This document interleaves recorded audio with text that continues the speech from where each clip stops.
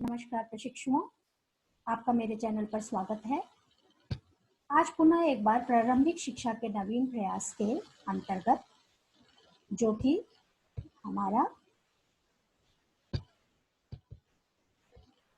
हमारा यूनिट 3 प्रारंभिक शिक्षा के विकास हेतु संचालित कार्य एवं परियोजनाओं के अंतर्गत टॉपिक 10वां हम आज डिस्कस करेंगे, जिसका नाम है स्कूल चलो अभियान।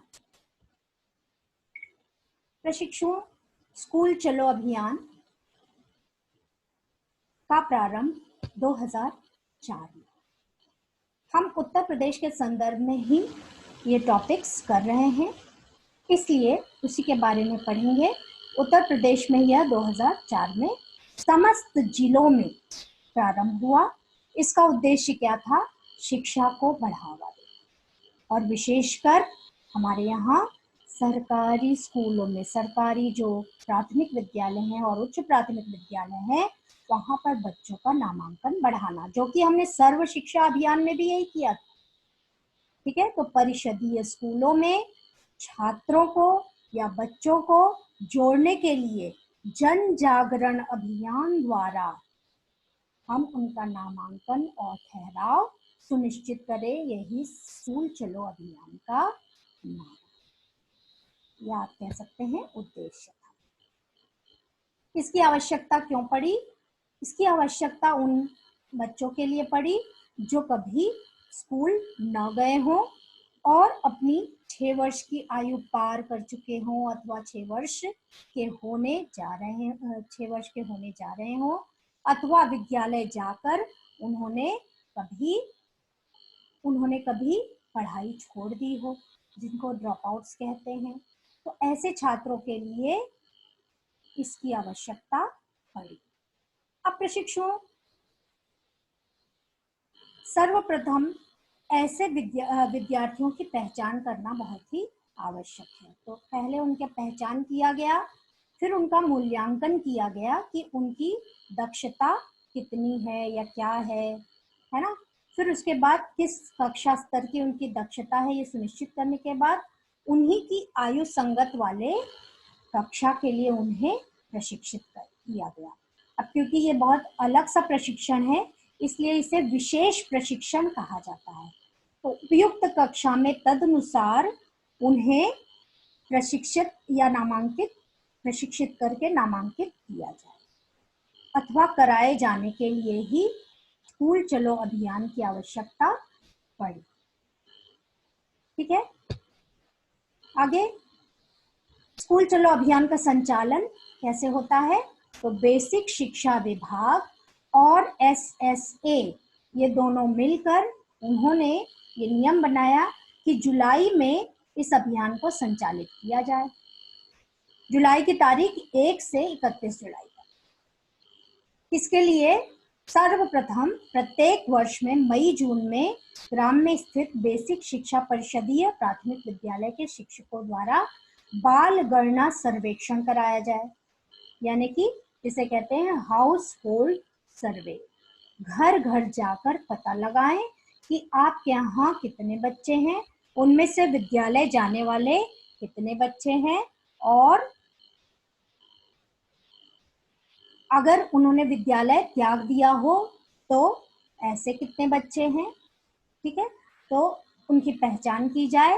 फिर गत वर्ष विद्यालय जाकर बीच में पढ़ाई छोड़ने वाले बच्चों की पहचान करके फिर उनके लिए उनके अभिभावकों से मिलकर उन्हें प्रेरित कर उनका नामांकन, जो कि जन जागरण रैली द्वारा किया जाता है, कभी गीत गाकर, कभी नुक्कड़ नाटक के माध्यम से इस तरह की रैलियों का आयोजन करके अभिभावकों को प्रेरित करके उनका नामांकन प्राथमिक विद्यालय में कराया जाता है।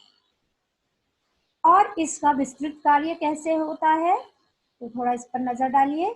जनपद के ग्राम स्तर पर 6 से 14 वर्ष के बच्चों को निःशुल्क एवं अनिवार्य बाल शिक्षा का अधिकार अधिनियम के तहत या के अंतर्गत, जो 2009 का था, के अंतर्गत स्कूलोन्मुखी कार्यक्रम, स्कूल चलो अभियान को क्योंकि स्कूल की ओर उन्मुख किया जाता है, इसलिए स्कूलोन्मुखी अभियान कहा जाता है। इसके तहत 100% नामांकन और ठहराव सुनिश्चित किया जाता है कि ऐसे विद्यार्थियों का 100% नामांकन हो तथा वो विद्यालय में ठहरे। इसलिए कार्यानुसार उपलब्धियां भी मिलती हैं। क्या उपलब्धियां मिलती हैं?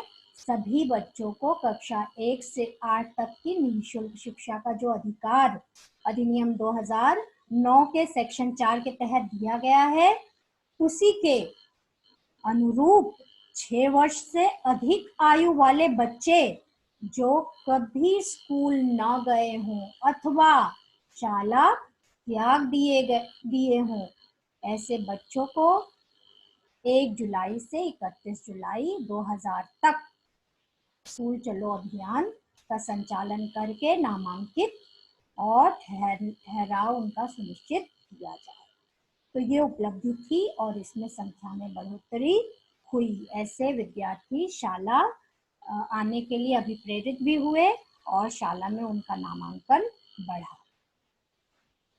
नामांकन के पश्चात क्योंकि उन्हें विशेष प्रशिक्षण की आवश्यकता होती है, अभी पिछले पॉइंट में आपने देखा, तो इसीलिए SCERT वगैरह की मदद से उन्हें संबंधित पाठ्य पुस्तकें तैयार कर, उन्होंने ये पुस्तकें तैयार की, ये उपलब्ध कराई जाती हैं।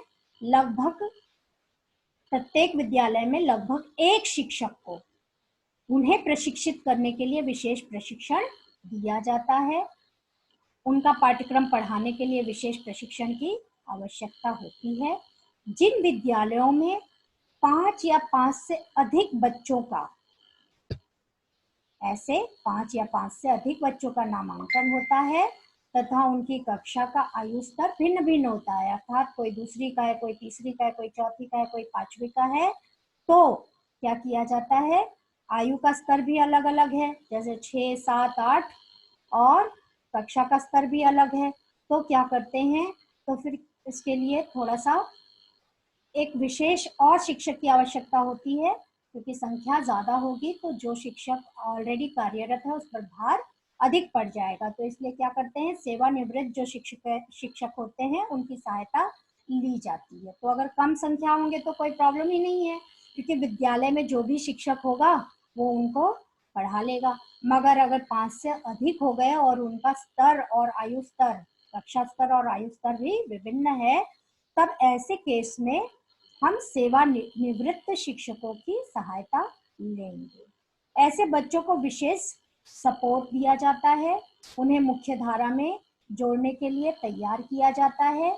उन आगे हम पढ़ते ही रहेंगे, बार बार पढ़ रहे हैं कि किस तरह से उन्हें मुख्य धारा में जोड़ा जाता है। तो फिर से देखेंगे, एक ही चीज को बार बार नहीं बताना चाहिए, तो इसलिए आयु संगत यानी एज अप्रोप्रिएशन बच्चों को उनकी आयु संगत के कक्षा में और विद्यालय में दाखिल कर उनका ठहराव सुनिश्चित किया जाता है। तो यही स्कूल चलो अभियान की जो है चुनौतीपूर्ण स्कूल चलो अभियान का कार्य है, जो चुनौती हमारे प्राथमिक विद्यालय के शिक्षक स्वीकार करते हैं और इसको अंजाम देते हैं। और इसके थ्रू वो क्या करते हैं, ऐसा प्रयास कर वो बच्चों को उनकी आयु संगत कक्षा में पहुंचाकर उनकी प्रारंभिक शिक्षा को पूर्ण करवाते हैं। ये बहुत ही चुनौती भरा कार्य आपको भी प्रशिक्षण के बाद जब आप कार्यरत होंगे तो करना पड़ेगा। इसके लिए मेंटली प्रिपेयर हो जाइए, ठीक है। और मेरा वीडियो देखते रहिए। नेक्स्ट वीडियो में हम नेक्स्ट टॉपिक को कवर करेंगे। आज के लिए इतना ही। Thank you.